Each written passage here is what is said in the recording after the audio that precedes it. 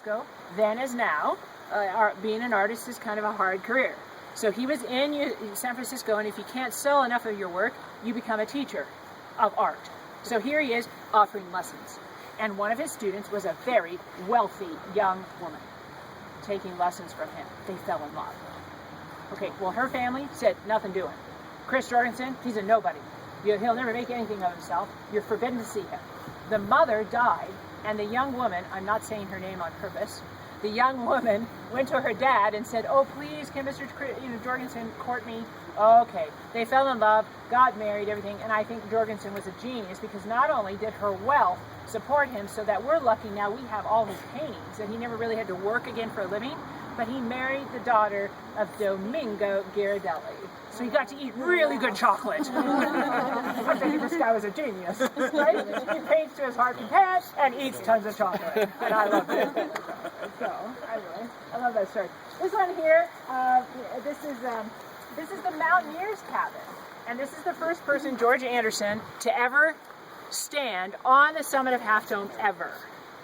Okay, Native American folks that lived in Yosemite Valley, that was not a thing they did. You know, there's no indication they were ever up on the top of Half Dome. It was more maybe even a legendary spot. But George Anderson, and prior to him, there was a man by the name of John Conway that decided to climb to the summit of Half Dome.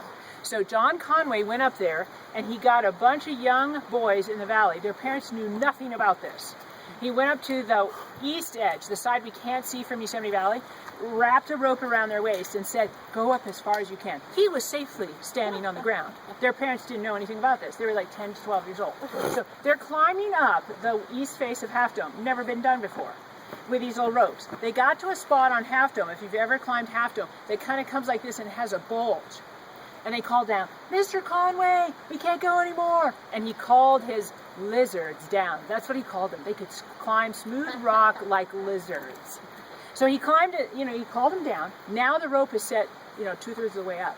George Anderson, who lived in this cabin, he heard about it. So he shimmied up the ropes, got to that spot that, kind of went rounded like this, and resolutely drilled his way to the top. He'd stand on a small ledge, reach up as high as he could, put a drill bit, bang, turn, until he had a hole big enough to put a bolt in, pull himself up, stand on the bolt, and then gingerly reach up and do it again. Until he passed over that bulge part and then walked to the top.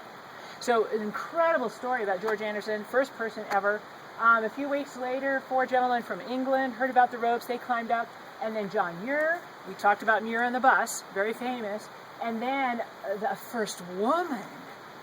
I love this. Now, I know very little. If you ever hear anything about her or do some research, her name was Sally Louise Dutcher. And all I know about her was his name, and she was from San Francisco. That's all I know. I've tried to find more information, but try to imagine climbing Half Dome with a skirt. And little hobnail boots or little lace-up things they had, like pantaloons underneath, all billowy and everything. And Galen Clark, very historic, famous person in Yosemite's history, that he homesteaded right here in Wawona, guided her. Now, everything I read about Galen Clark, he sounds like the epitome of the gentleman. And I'm sure he's trying to help her, so he's probably below. So her skirts are blowing around. He's probably like, oh, I cut the boat right. I can imagine all this stuff, These early pioneers. Let's talk about this cabin here. This is the homestead cabin. It was it's owned by the Hodgson family, and it was over in Aspen Valley. So again, don't think this was a village. All these historic cabins were brought from other areas of the park and put here to be an educational experience. So the Hodgson cabin, this part on the left, notice that it was added on. That was a kitchen area, just with a roof, and I guess Mrs. Hodgson got tired of cooking outside with the wind blowing her fire out and everything else like that. Finally, they enclosed it. The upper bedroom, actually, you have to come outside to go up to that upper bedroom, and in the bottom, there's 2 rooms, and I want you, as we walk past, look at the glass in the window. When they moved these cabins, some of the panes of glass actually broke and they put new ones in, but some are the old wavy kind with all the bubbles in it and everything, the real old glass. And this piece represents when the national park was going from homesteadship into national park property. A lot of resistance at first. Here this family owned this land, they had homesteaded it, and now the national park, the federal government is coming and encompassing it. Oh, sorry, you got to move out. they were really not happy about that.